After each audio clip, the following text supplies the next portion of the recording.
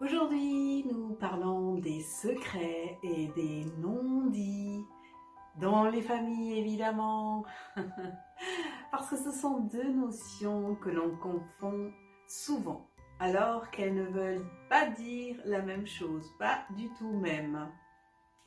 Voilà, bienvenue et bonjour sur ma chaîne du transgénérationnel simple. Moi, je suis Angelica, thérapeute du transgénérationnel simple pour simplifier ta vie, pour t'aider à exprimer, à te libérer, à trouver des nouvelles portes pour vivre ta vie et puis pas seule de ton système familial.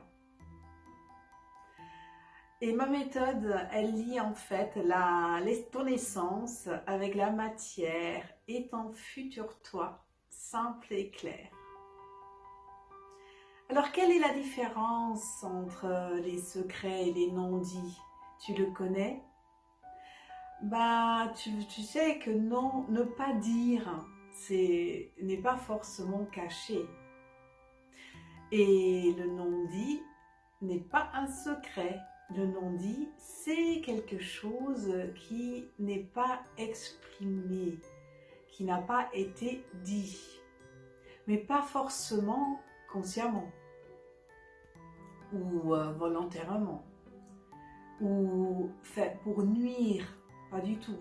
Il s'agit souvent des émotions très personnelles, de ressentis profonds que l'on préfère garder pour soi.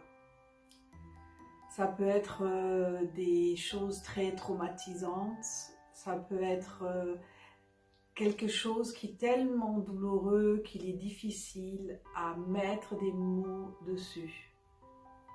Et ça peut être pendant une guerre, ça peut être pendant les accidents, des traumas. Et le choix de cacher, c'est tout simplement une impossibilité de dire, d'exprimer.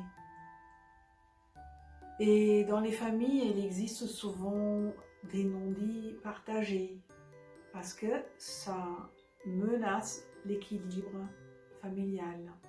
On sait, même sans en parler, qu'il vaut mieux éviter certains sujets. Peut-être ça te dit, peut-être tu vis la même chose dans ta famille.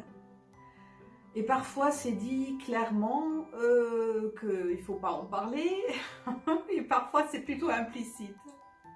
Ah, on fait comme si de rien n'était pour ne pas déranger l'équilibre familial. On dit souvent, on met tout sous le tapis. Ça te connaît? Tu as déjà vécu ça dans ta famille? La famille continue à avancer en apparence. Oui, je te donne quelques exemples. Un parent qui souffre, une mère qui souffre, qui dit toujours « Oh, t'inquiète pas, ça va, ça va ». Mais l'enfant, il comprend que ça va pas du tout, mais en fait, c'est difficile à comprendre ce qui se passe vraiment. Où il y a un conflit entre deux membres de famille, tout le monde le ressent, tout le monde le sait, mais personne n'en parle. Où il y a un deuil d'un avortement, d'un enfant perdu, dont on ne parle pas. Parce que c'est tellement douloureux qu'on préfère de se taire. En plus, ça arrive. Ouais, c'est plutôt triste. Par contre, le secret, lui, est différent. Le secret est un acte conscient. C'est le choix de cacher une information à un ou plusieurs membres de la famille. Donc, c'est volontaire à 100%. Certaines personnes savent, d'autres non. Et ça, c'est encore pire. Ça fait un clivage dans la famille. Et surtout, il y a un interdit de dire, il y a un interdit d'en parler. Alors, dans ce cas, il est important aussi de préciser que pas tous les secrets sont négatifs, pas du tout. Parce que le secret, c'est aussi un droit individuel, un jardin secret, un espace intime, tes pensées personnelles, tes expériences qui ne concernent que toi, qui font que toi tu es unique. ben, ces secrets-là sont plutôt sains. Ils font partie de notre individualité. Ils sont même essentiels, je dirais. C'est vraiment notre paradis, notre jardin secret. Mais en transgénérationnel, évidemment, on s'intéresse plutôt aux secrets lourds, ceux qui impactent les générations suivantes.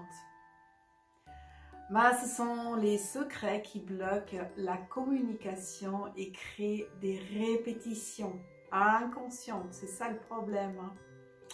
Un secret de famille, inconscient, tenu de génération en génération, peut être souvent un événement chargé de honte, de culpabilité ou de peur.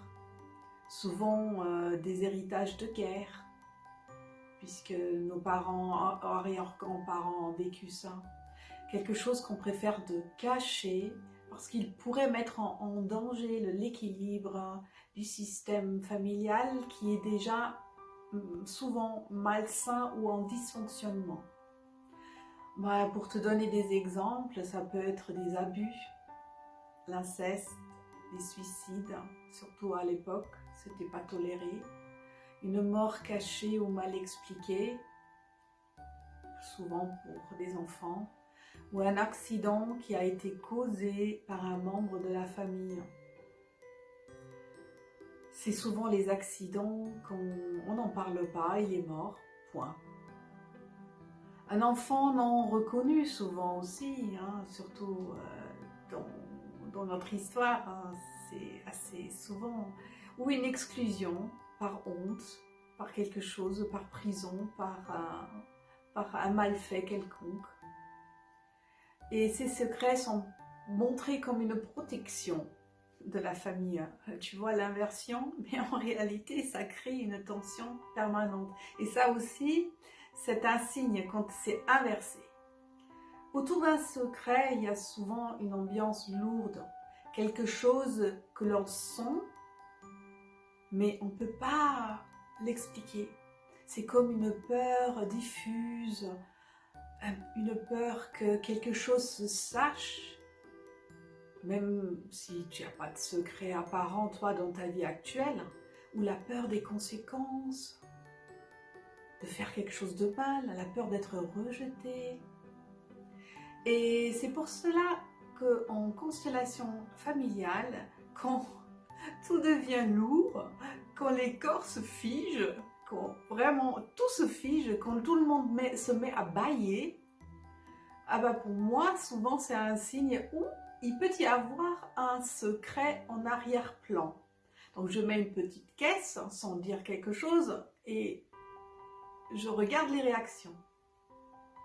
Parce que tu sais, celui qui ne s'exprime pas s'imprime consciemment. Je répète, ce qui ne s'exprime pas s'imprime inconsciemment. Il faut bien retenir ça. Parce que ça, c'est valable pour toute la vie. Ce sont souvent les descendants, toi, par exemple, qui portent le poids du secret. Et là, cela peut se traduire par des choix professionnels qui ne font pas de sens, qui ne te vont pas, des relations amoureuses difficiles à expliquer, pire, de l'autosabotage, des troubles alimentaires comme l'anorexie, la boulimie, des angoisses profondes ou chroniques, ou des comportements autodestructeurs, comme si quelque chose clochait et sans que l'on sache pourquoi. Et en fait, ton corps et ton âme s'expriment parce que tu ne mets pas encore les mots dessus. En constellation familiale, il n'est pas toujours nécessaire de connaître tous les détails du secret. Ça, c'est important. On ne va pas retraumatiser, pas du tout. Ce qui est essentiel, c'est de reconnaître qu'il existe, qu'il est là, qu'il y a vraiment quelque chose qui est sous le tapis. Et dire simplement, il y a quelque chose qui n'a pas pu être dit. Il y a un secret. Je le sens, je le sais. Le corps, les ressentis peuvent alors exprimer ce qui a été bloqué c'est la première étape de la libération. Et cette reconnaissance permet de déposer un poids qui ne nous appartient pas. Ce n'est pas notre poids à nous, on porte et c'est trop lourd à porter. Et puis, dans la constellation, on rend acquis de droit tout ce que nous avons porté à sa place ou à la place du système. Peut-être il y en a parfois plusieurs qui sont de mèche dans les secrets. Et peu à peu, la transmission devient plus fluide parce que l'énergie recommence à recirculer. Et surtout, l'énergie que tu libères toi sur le coup est mise en service pour être transmise en matière pour ton futur, soit libérée pour ta vie, la vie qui t'appartient à toi. Et maintenant, je vous laisse avec cette question.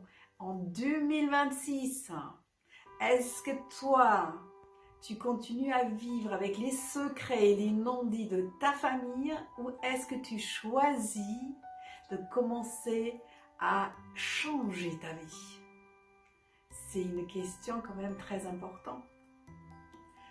Merci pour votre écoute, merci à tous les abonnés, je m'en réjouis beaucoup. J'adore partager tout ce qui est sur le transgénérationnel.